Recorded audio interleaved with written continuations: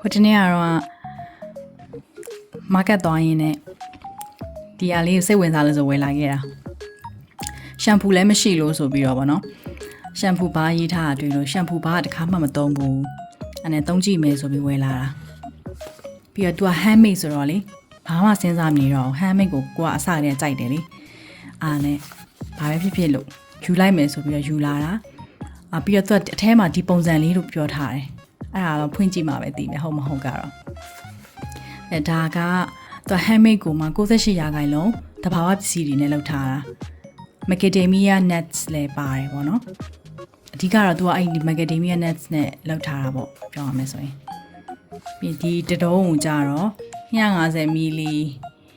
နှစ်ဘူးစာနဲ့ညီမျှတယ်ဒီတတုံးလျှော်မယ်ဆိုလို့ရှိရင်အခါ20ကနေအခါ50တိလျှော်လို့ရတယ်တဲ့ဒါပေမဲ့ကိုယ့်ရဲ့ဒီစပင်းအတူရှိပေါ်မူတည်ပြီးတော့အချိန်ကြီးတော့ကွာမှာပေါ့နော်ပုံစံလေးကပြထားချစ်စရာလေးဟုတ်မဟုတ်ကတော့ဖွင့်ကြည့်မှာပဲသိတော့မယ် vegan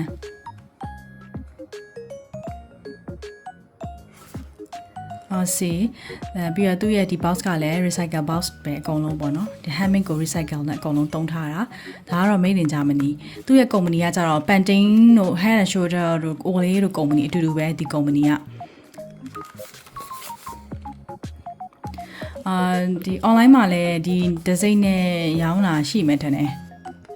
တစ်ခေါက်တော့မြင်ဘူးသလားလို့သူကတော့ဟိုUK ဘက်ကလာတဲ့ရှမ်ပူတွေလို့ထင်တာပဲဒီလိုပုံစံမျိုးတော့မတွေ့ဘူးရှမ်ပူဘူးတို့ရှမ်ပူအရည်တို့အဲ့လိုပုံစံမျိုးပဲတွေ့ဘူးတယ်ကြည့်ကြည့်မယ်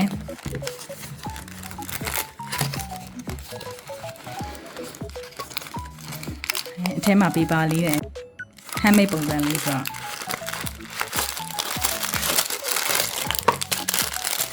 နားရမွေးနာမယ်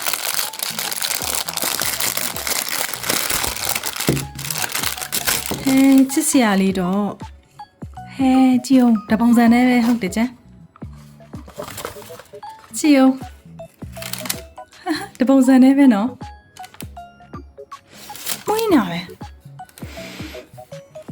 တကယ်တော့မွေးပြီးတော့လေတင်းတင်းလေးဒါပေမဲ့သူ့ရဲ့အနံ့တော်တော်လေးဟိုဟာဖြစ်တယ် luxury ဆန်နဲ့အနံ့လေးပေါ့ပြောမယ်ဆိုရင်ကြည့်အောင်ချစ်စရာလေးငယ်တော့စားတဲ့နုခဲနေတာမတူတယ်ကျိုးလေးလည်းပါတယ်အလွယ်တကူကန်လို့ရတယ်ပေါ့ကျိုးလေးပုံစံလေးနဲ့ကျ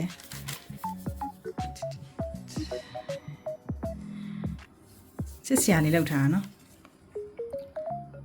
80 gram နဲ့လီလီပင်ပင်လေး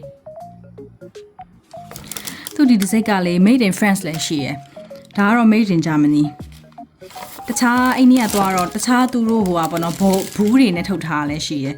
ဘူးပုံမှန်ရှမ်ပူပေါ့နော်ဒီသပင်ကောက်သားရှိရဲ့လူတွေသပင်မှာဟောပေါ့ရေဓာတ်နေတာတွေဒါဆိုလဲဒါ hydrating ပါတယ်